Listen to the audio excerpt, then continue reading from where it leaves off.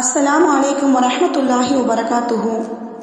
சுவர்லோக பேரரசி ஃபாத்திமா ரலியல்லாஹு அன்ஹா அவர்களின் வாழ்வில் நடந்த படிப்பினை சம்பவம். கருணை நபி ஸல்லல்லாஹு அலைஹி வஸல்லம் அவர்கள் ஃபாத்திமா அலி அவர்களின் காதில் சொன்ன ரகசியம் முடியும் தருவாயில் வந்து நின்றது. சுவர்லோக பேரரசி கண்மணி ஃபாத்திமா அலி அவர்கள் உடல்நிலை சரியில்லாமல் இருந்தார்கள்.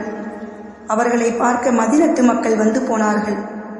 ஃபாத்திமா அலி அவர்களின் நோயை பற்றி விசாரிக்க கலீஃபா அபூபக்கர் அலி அவர்கள் வீட்டிற்கு வந்து நோய் பற்றியும் உடல்நிலை பற்றியும் விசாரித்து சென்றார்கள். ஹசரத் உமர் அலி அவர்கள் ஃபாத்திமா அலி அவர்களின் உடல்நலம் விசாரிக்க வந்தார்கள். ஃபாத்திமா அலி அவர்களை பார்த்து, அல்லாஹின் தூதரின் அன்பு மகளார் அவர்களே, உங்களை அண்ணல் நபி ஸல்லல்லாஹு அலைஹி வஸல்லம் அவர்கள் நேசித்தது போல வேறு எவரையும் நேசித்ததை நான் பார்க்கவில்லை என்று பாராட்டி கூறி சென்றார்கள்.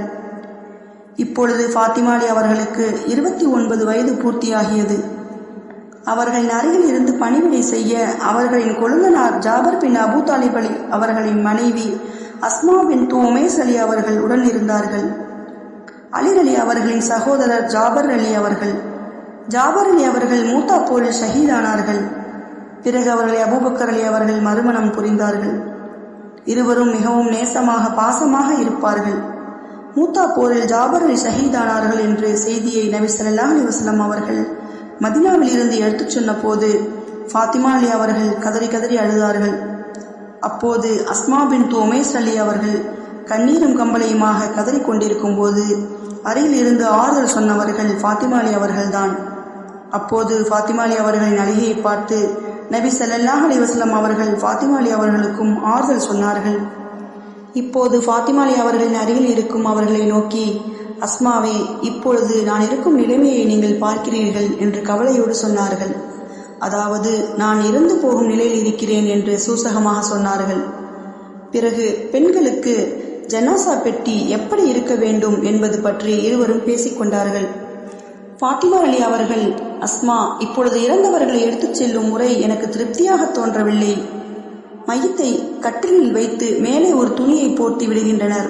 பெண்களுக்கு கோசா இல்லாத நிலை, அதிலிருந்து மையத்தின் உடல் அமைப்பு தெளிவாக தெரிகிறது என்றார்கள். அதற்கு அஸ்மா அலி அவர்கள் ஆம் என கூறிவிட்டு, அருமை நபிகளின் புதல்வியே, நான் அபிசீனியா நாட்டில் இருக்கும்போது ஜனாசாவை பார்த்திருக்கிறேன். உங்களுக்கு விருப்பமானால் அதுபோலவே இப்பொழுது செய்து காட்டுகிறேன் என்றார்கள்.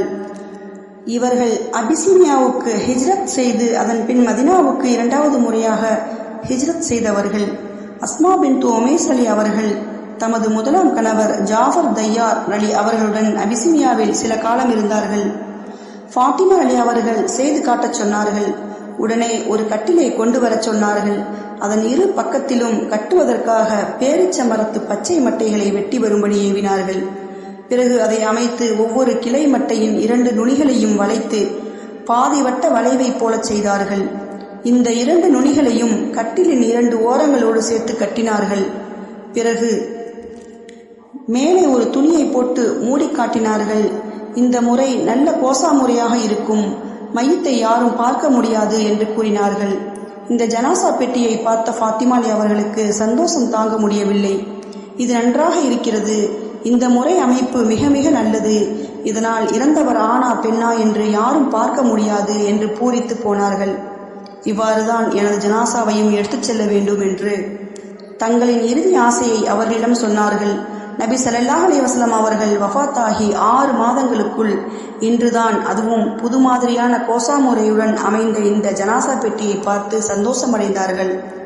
இந்த ஒரு நாள் மட்டும்தான் சந்தோஷமாக இருந்தார்கள் என்று அப்துல்லாஹ் இப்னு அப்பாஸ் அலி அவர்கள் அறிவிக்கிறார்கள். இச்சம்பவத்தின் மூலம் நாம் அறிந்து கொள்ள வேண்டிய படிப்பினை, பொதுவாக ஃபாத்திமா அலி அவர்கள் வெட்க உணர்வு அதிகம் உள்ளவர்கள். தங்களின் அங்க அவயங்களில் ஒரு பகுதி கூட அந்நிய ஆண்கள் கண்ணில் பட்டுவிடக்கூடாது என்று நினைப்பவர்கள். இறைவா, வீட்டில் எனது கணவருக்கு என்னை 16 வயது குமரியாக காட்டு, வெளியே மற்றவர்களுக்கு 99 வயது கிழவியாக காட்டு என்று அடிக்கடி துவா செய்து வருவார்கள்.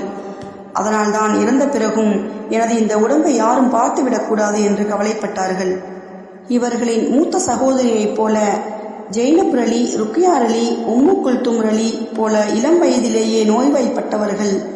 இவர் நோய் கடுமையாக ஏற்பட்டு நீண்ட நாள் படுக்கவில்லை. அரபு நாட்டில் இதுபோல ஜனாசா பெட்டி வழமையில் இல்லை. ஃபாத்திமா அலி அவர்களுக்காகத்தான் முதலில் இதுபோல ஜனாசா பெட்டி தயாரிக்கப்பட்டது. அன்றிலிருந்து இன்று வரை அதே அமைப்பில் உலக நாடுகளில் பின்பற்றப்படுகிறது. ஃபாத்திமா அலி அவர்கள் வஃபாத்தான போது இதே முறையில் ஜனாசா பெட்டி தயாரித்து வைத்து நல்லடக்கம் செய்யப்பட்டது. இதே முறையில்தான் எனக்கும் ஜனாசா பெட்டி தயாரிக்க வேண்டும் என்று ஆயிஷா அலி அவர்கள் சொன்னார்கள். பிறகு ஜெய்னப் அலி அவர்கள் விரும்பினார்கள். அவர்களுக்கும் அப்படியே செய்யப்பட்டது. இஸ்லாமிய தாய்க்குலங்களே, ஃபாத்திமா அலி அவர்களின் பேணுதலை பார்த்தீர்களா? அவர்களின் வாழ்வில் எதைத்தான் நீங்கள் முழுமைப்படுத்தப் போகின்றீர்கள்? முகத்தை காட்டிக்கொண்டு தெரு தெருவாக கடை கடையாக பஸ்ஸாக அலைவதில் இன்பம் கொள்ளும் இஸ்லாமிய பெண்கள் சிந்திக்க வேண்டும். ஃபாத்திமா அலி அவர்களின் பத்தினித்தனமான வாழ்க்கை நாங்களும் வாழ்வோம் என்று இன்றே சபதம் எடுக்க முன்வர வேண்டும்.